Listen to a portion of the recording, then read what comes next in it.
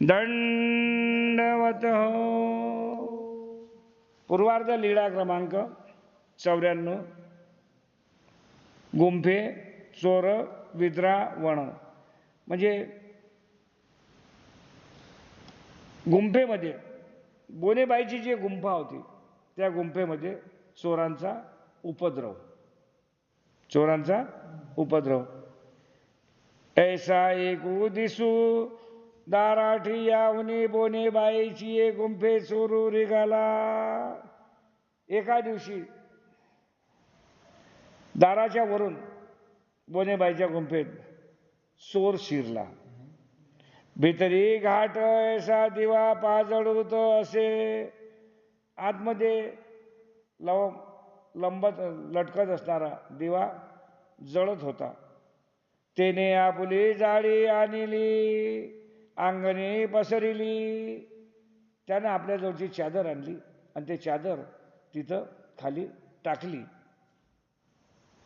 बोनेबाईची वाटी परिवंट आणून तेथ घालती। तर बोनेबाईची वाटी परिवंटी ताट वाटी जे काही संसाराचं सामान होतं ते एक एक जात जाय आणि तिथं आणून टाकत जाय। गुंफे आणतो पदार्थ आणू तेथ घाली। तर घरातला जो काही एक एक पदार्थ होता तो आणून तिथं बिचारा घालून ठेवून देत जाय। बोनेबाई देखती परी बोलती ना। बोनेबाई हे सर्व पाहत होती पण चुपचाप तोंडावर असं घेऊन झोपलेली होती। ते चू नाही चा नाही काही त्याला उत्तर काही देत नव्हती। जरी हा नेलं म्हणून कारण तो मारीन त्यानं मारलं नाही पाहिजे म्हणून ते चुपचाप राहिली। ऐसे तेने अवघी मात्रा नेऊन तेथ घातली। अशा प्रकारे तिनं सर्व आपली मात्रा नेली आणि तिथं नेऊन ठेवली। तो बाहेरी निघाला मोठा बांधो लागला। त्यानं पाहिलं आता खोपडीमध्ये कोणतंच काही सामान राहिलं नाही। झोपडीत सर्व सामान आणलं बाहेर आणलं त्या चादरीवर छत्रंजीवर टाकलं आणि त्याचं गठोळं बांधू लागला। तो बाहेरी निघाला मोठं बांधो लागला आणि बोनेबाई कवाड घातले खिळी घातली। तर तो जसा बाहेर आला आणि गठोळं बांधून राहिला त्या गठोळं बांधायच्या नादात होता। बोनेबाईनं पाहिलं आणि बोनेबाई चुपचाप उठली मस्त चोर पावलानं आली तडकनं कावड आतून लावून घेतलं आणि आतून खिळा टाकून घेतला कावडाला आणि बोबाईली धावा धावा बा मौन्य देव हो नाग वलो चोरू चोरू। ते जोरानं धाव बोंबायला लागले जोरानं ओ मौन्य देव ओ मौन्य धावा धावा धावा धावा आपल्या झोपडीत चोर शिरला असे ते तिच्या पद्धतीने चिल्लावू लागले। आणि गोसावी देवळाचा कोरटा उभे राहिले। स्वामीराज आले आणि दरवाजा एका कोणत्यावर बाहेर निघाले आणि त्या मंदिराच्या कोणत्यावर उभे राहिले। इखितू खा करेले तिने मागिली वास पाहिली आणि तिथं कोपऱ्यावर येऊन असं काहीतरी त्यांना इशारा केला ते खाकरले स्वामी खाकरले। तव त्याचे ठाये दोन्ही श्रीमूर्ती वाढीनली तेने मागिली वास पाहिली। तो जो चोर होता त्या चोरानं कोण खाकरलं एवढ्या अंधारात कोपऱ्यावर कोण उभा आहे कोण खाकरलं मग त्यानं असं मागे जसं वळून पाहिलं तर वळून पाहिल्याबरोबर त्याची घाबरली कारण तवयाचे ठाई दोन्ही श्रीमूर्ती वाढीनली चोरू उभी आला। तर स्वामींचं जे काही म्हणजे जे काही समजा त्यांचं जे वास्तविक पाहता जे शरीर सृष्टी होती ती स्वामींनी एकदम डबल केली। दिव्य रूप नाही डबल बॉडी जे होते की नाही त्यांचं शरीर सृष्टी एकदम डबल केलं। तर डबल शरीर झाल्यामुळे त्या चोरानं पाहिलं आणि त्यानं पाहिलं बापरे म्हणजे जसं समजा स्वामी जर 6 फुटाचे असतील 12 फुटाचे एवढे लंबे चुरे डबल पूर्ण शरीर झाल्यावर त्याची एकदम पंढरी गायबली तो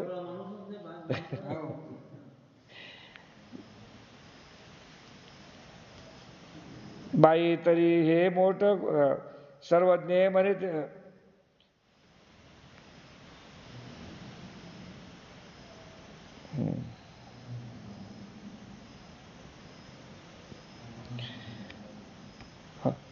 मोठ सोडून पोटी पळाला, उठोनी पळाला.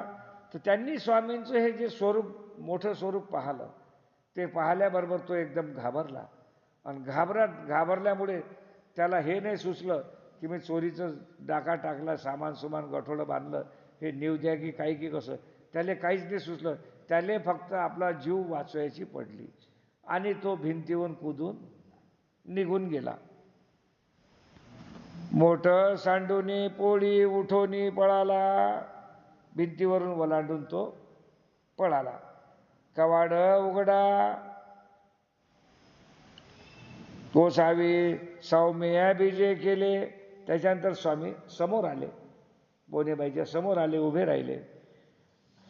सर्वज्ञ म्हणितले, काय बाई का बोंबावता हो. सर्वज्ञ, काय झालं बाई, काऊन बोंबलून राहिले एवढ्यानं, काऊन बोंबलून राहिल्या एवढ्या रात्री, अर्ध्या बोंबल्या मारून राहिल्या, हं, काय झालं तुमचं असं. बाहेर या, कवाड उघडा. या बाहेर या बरं, कावड उघडा, बाहेर या. काय झालं, काऊन बोंबलून राहिले एवढ्या, उघडा कावडवा, आम्ही बाहेर उभे आहे.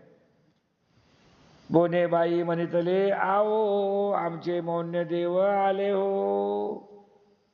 तर ते स्वामींचा आवाज ऐकल्यावर बोनेबाई एकदम खुश झाली. ते म्हणाली, चला आमचे मौन्य देव आले, खुशीची गोष्ट आहे, आता आमचं सर्व निवारण होईल. कवाड उघडून बाहेर आले या. स्वामींच्या म्हणण्यावरून तिनं कावड उघडलं आणि बाहेर येऊन उभी राहिली. सर्वज्ञ म्हणितले, बाई तुमचे काही काही गेले, सर्वस्व गेले, बा मौन्य देव हो. मग स्वामी विचारू लागले, बाई काय झालं, तुम्ही म्हणता चोरण डाका टाकला, हे झालं, ते तुमचं काय गेलं. ते म्हणते, स्वामी काय नाही गेलं, माझं सर्वस्व गेलं. म्हणजे माझ्या घरात जे काही असल नसल, अन धन कन, ते सर्व चोरानं लुटून नेलं.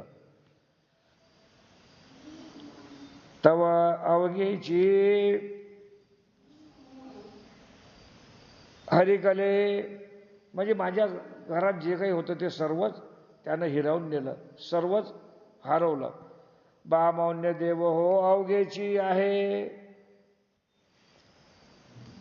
मग मौन्य देव काय म्हणतात, बाई तरी हे मोठं कोणाची. मग स्वामी म्हणतात, बाई तुम्ही म्हणता माझं सर्वस्व गेलं, सर्व चोरून नेलं, चोरानं डाका टाकलं, सर्व केलं. मग हे बाहेर अंधारात गठोळं पडलं, हे गठोळं कोणाचं आहे, हे गठोळं कोणाचं आहे. तरी हे मोठं कोणाची, मोठं म्हणजे गठोळं, हे गठोळं कोणाचं. बाहेरी आली, ते बाहेर आली. मोठं सोडून पाहिली, आणि ते गठोळं जे बांधलं होतं चोरानं, ते गठोळं तिनं सोडून पाहिलं. तवा अवघेची आहे हरी केली. तिला खूप खुशी झाली, अत्यानंद झाला, खूप हर्ष झाला की नाही, माझ्या घरातलं जे काही होतं ते सर्वच आहे, याच्यात माझं काहीही कोणतं चोरी गेलं नाही, काही नेलं नाही, सर्व जसंचं तसं या गठोड्यात आहे. बा मौन्य देव हो अवघेची आहे. माझं जे काही जाणार होतं, जे काही नेलं होतं ते सर्व जसं तसं त्या अवस्थेत सर्व इथं आहे. सर्वज्ञ म्हणतले, बाई तरी हे जाडी कोणाची.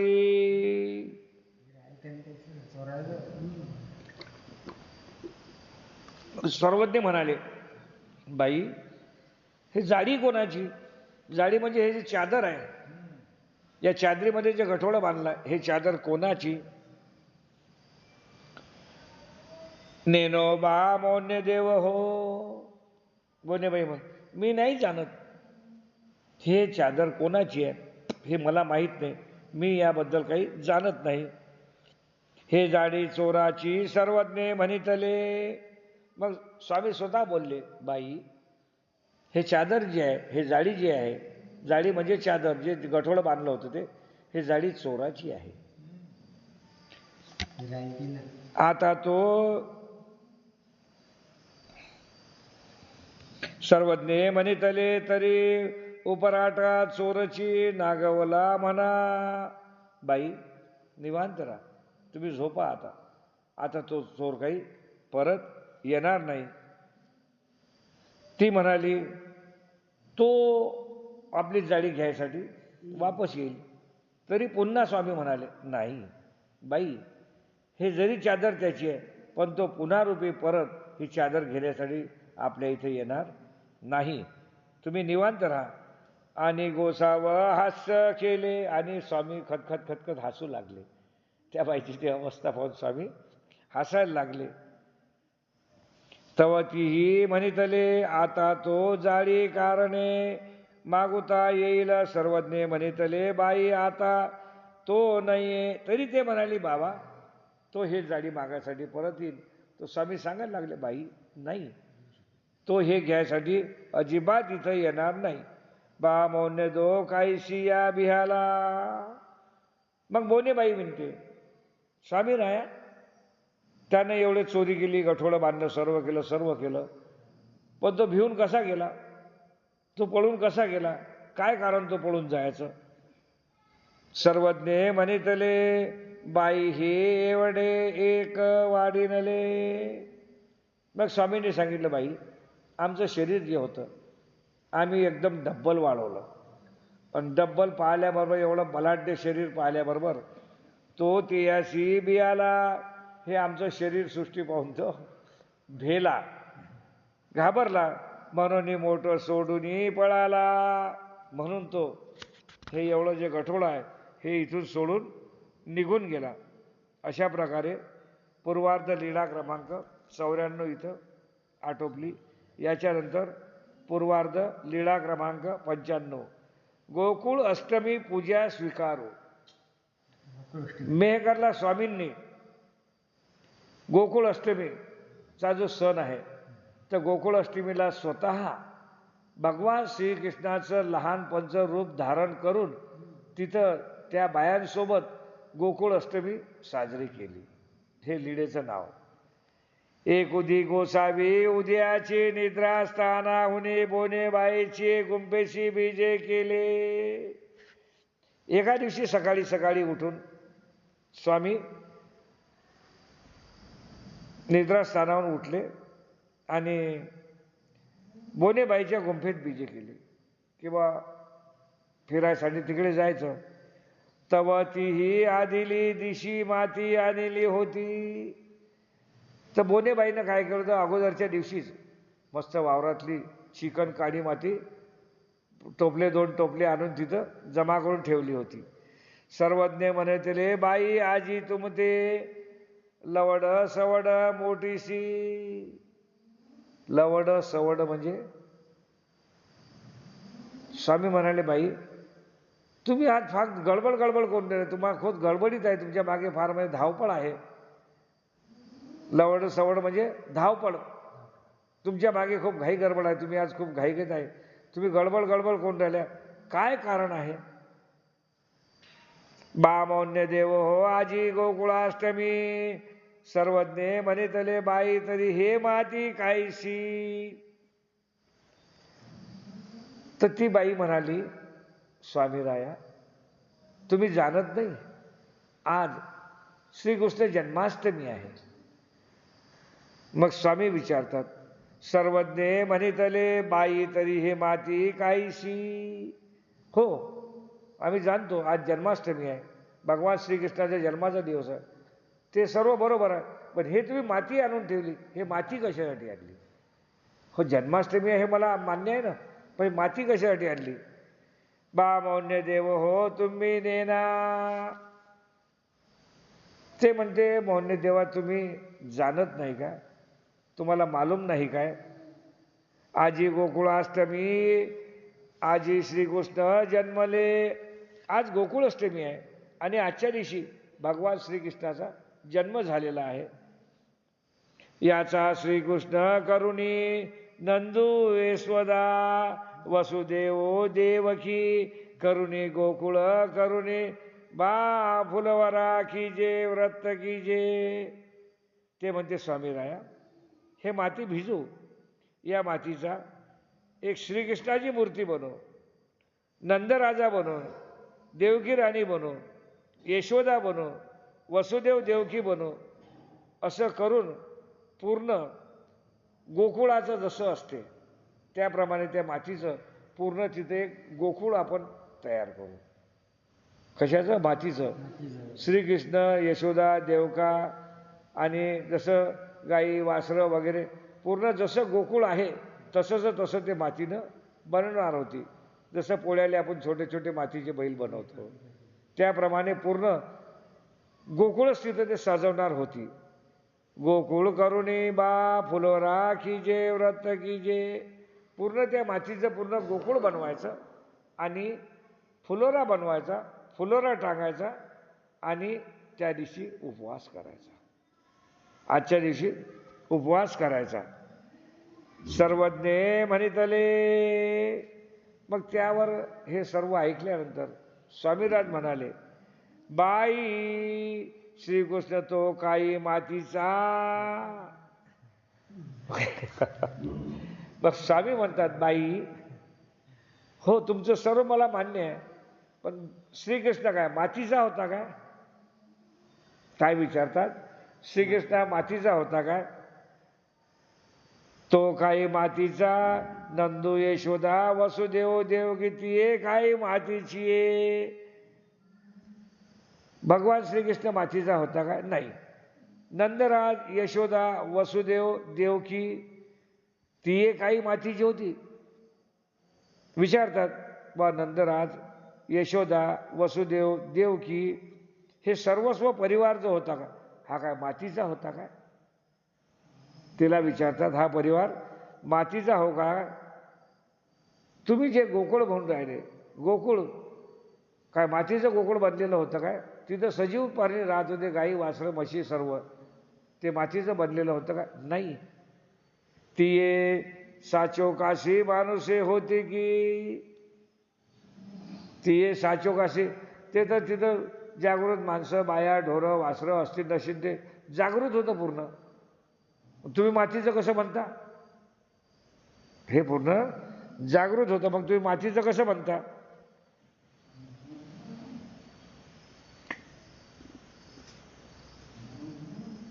श्रीकृष्ण काही मातीचा होता, हे होईल श्रीकृष्ण तुम्ही देव देवकी देव. ए व्रत ते होऊने येत पूजा करीती. तर स्वामी म्हणाले, बाई श्रीकृष्ण काही मातीचा नव्हता. आता तुम्ही असं करा, मी म्हणजे आम्ही भगवान श्रीकृष्ण होतो. स्वामी काय म्हणतात? आम्ही श्रीकृष्ण होतो, तुम्ही व्हावा देवकी देवी.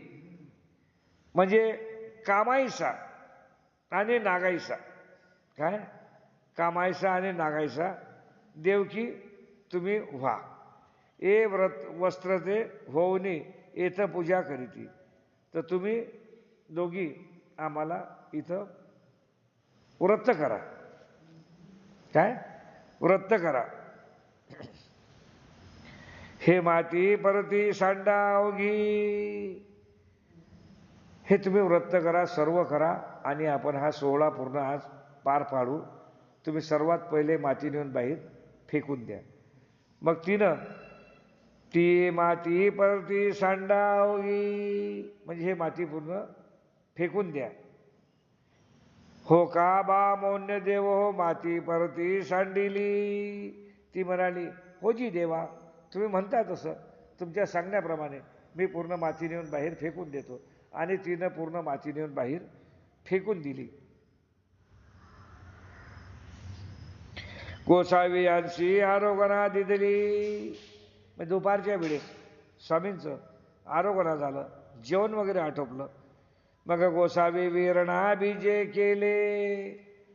दुपारी स्वामींचं भोजन वगैरे झाल्यानंतर स्वामी वीरणासाठी म्हणजे फिरण्यासाठी निघून गेले. तव तेही सोजी काढिली, वटी वडे वडिली, कनकडे पाहिले, केले पुरिया घारिया, सोवाळी शेवळी, बुबुडी एसा फुलहारो केला. स्वामींचं जेवण खावण झालं, स्वामी विरणासाठी बाहेर निघून गेले. मग तिनं काढलं, सोजी काढली. सोजी म्हणजे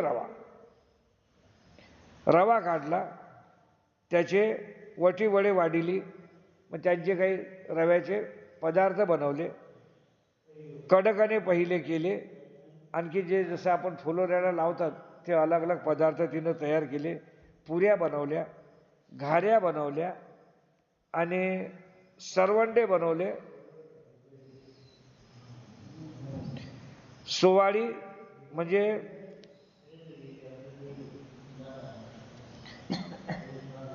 रव्याच्या पुऱ्या. सोवाळी म्हणजे रव्याच्या पुऱ्या बनवल्या. शेंबूर बुर्डे बनवले. शेंबूर बुर्डे म्हणजे गोड भजे. ऐसा फुलारा केला. अशा प्रकारे हे सर्व पदार्थ, खाद्यपदार्थ तयार करून पूर्ण त्यांनी फुलोरा तयार केला.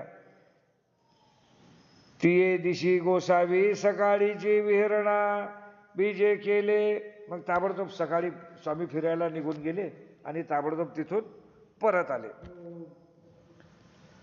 मग गोसावी आपुलनी श्री करे फुलोरा बांधला. स्वामी फिरून फारून ताबडतोब लवकर आले आणि हे स्वामींनी जे आपल्या हातानं तो फुलोरा तिथं बांधला. ती ये ओ ओ देती गोसावी बांधती.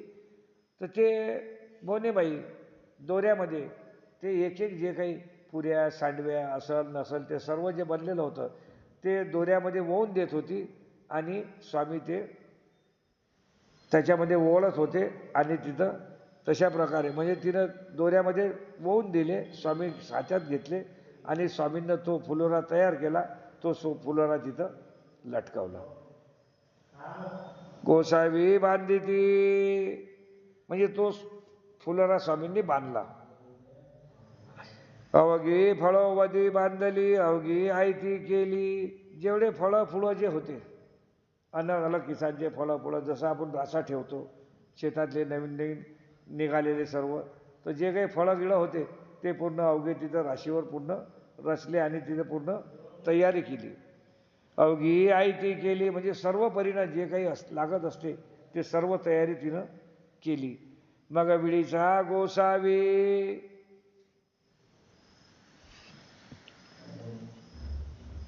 मग विडीचा गोसावी याशी मर्दना मादने आरोग्य झाली. मग ज्यावेळी टाईम आला तर स्वामींना मालिश झाली, मर्दा झाली, मादने झाली. मग स्वामींची मालिश वगैरे केल्यानंतर स्वामींना आंघोळ घालण्यात आली. मग जेविया वेळा श्रीकृष्ण जन्मले ते वेळे गोसावी श्रीमूर्ती संकोचिली. ज्या वेळेस जन्माष्टमी होते आणि भगवान श्रीकृष्णाचा जन्म होते तो वेळ जसा जसा जवळ आला आणि आता 12 वाजेला भगवान श्रीकृष्णाचा जन्म होईल तर त्या जन्माच्या वेळेस अचानक गोसावी श्रीमूर्ती संकोचिली. गोसावी म्हणजे स्वामींची श्रीमूर्ती जी होती संकोचिली म्हणजे विस्तारिली जर म्हटलं तर मोठी झाली. संकोचिली म्हणजे एकदम लहान झाली. हो, त्यांनी बालक रूप धारण केलं. संकोचिली म्हणजे लहान झाली. गोसावी कामाय साचिये उसंगिये रिगाले श्रीमूर्तीवरी ऐसा वर्ता पालो उपरोती दोही पदरी माता बांधला. स्वामी मग तिथं जवळ गेले, त्यांच्या डोक्यावर वस्त्र बांधलं. श्रीमूर्तीवर जसं त्यांनी लहान बालकत्व झालं की नाही, लहान बालक झाले की नाही, त्याच्यानंतर गोसावी श्रीमूर्ती संकोचली. गोसावी कामायसाची उसंगी आली म्हणजे गोसावी कामायसाच्या उसंगी म्हणजे काखीत म्हणा किंवा मांडीवर आले. श्रीमूर्ती बालकत्वाची प्रवाह झाली. मग ते तिथं सर्वात लहान बालक झाले. नागायशी तीही व्रतस्थे होऊने बरवी पूजा केली. मग ती नागायसा होती, तिनं जे काही नीती नियमाप्रमाणे सर्व जे काही होतं त्याप्रमाणे पूर्ण तिनं पूजा अवसर तिथं केला. कामाईशी गोसावी अंते मर्दना मादने पूजा आरोगणा तेथ झाली. जसं रात्री 12 वाजेला आपण करतो त्याप्रमाणे स्वामींना आंघोळ घातली, मर्दना मादने झाली. मर्दने मादने झाल्यानंतर पूजा आरोगणा तेथ झाली. त्यांची आरोगणा झाली, गुळोळा झाला, विळा झाला. त्यानंतर ती एक उपवासू करीते होती. तिने जे उपास केला होता, गोसावी ते म्हणे तले बाई तुम्ही जेवा. मग स्वामींनी म्हटलं बाई तुमचा उपास आहे, तुम्ही आता उपास सोडा, तुम्ही आता जेवण करा. जी जी आजी गोकुळाष्टमी मी व्रत करीन. सर्वज्ञ म्हणे बाई देवकीये गोसावियांची पाठीशी देवकीये श्रीकृष्ण जन्मले ते काही ती उपास केला. तर ते काय म्हणते नाही नाही मी आता जेवणार नाही, माझं व्रत आहे, मी उपास केलेला आहे. मग सर्वज्ञ म्हणतात बाई देवकी कारावासात ज्यावेळेस होती तर ज्या टाइमला भगवान श्रीकृष्णाचा जन्म झाला तिनं काय उपास केलेला होता का त्या दिवशी? उपास नव्हता केला. तिला उपास केलेला होता काय? आपली लोक तेज तरी प्याजिली का? तिनं उपास केला काय? तेज तरी पियाली का? म्हणजे तिनं सोजी तरी पेली काय? जसं बायातीन बाई झाल्यानंतर सोजी वगैरे खीर वगैरे देतात, तिला सोजी तरी दिली काय?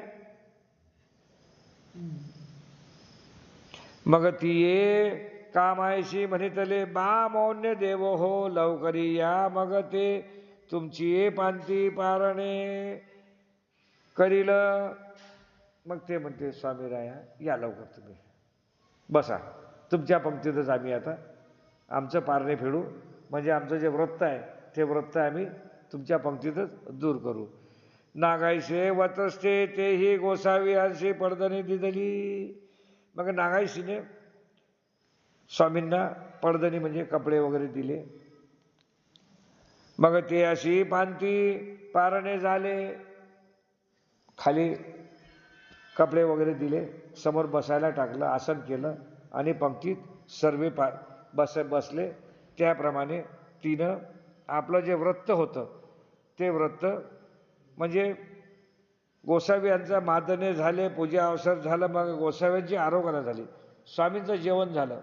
मग ते अशी पांती पारणे झाले. स्वामींच्या पंक्तीत बसून तिनं आपलं जे व्रत होतं ते व्रत दूर केलं आणि स्वामींच्या सोबत पंक्तीत बसून तिनं जेवण केलं. अशा प्रकारे पूर्वार्ध लीळा क्रमांक 95 मेहकरला स्वामींनी जे गोकुळ अष्टमी साजरी केली ती लीळा इथून समाप्त झाली. दंडवत हो.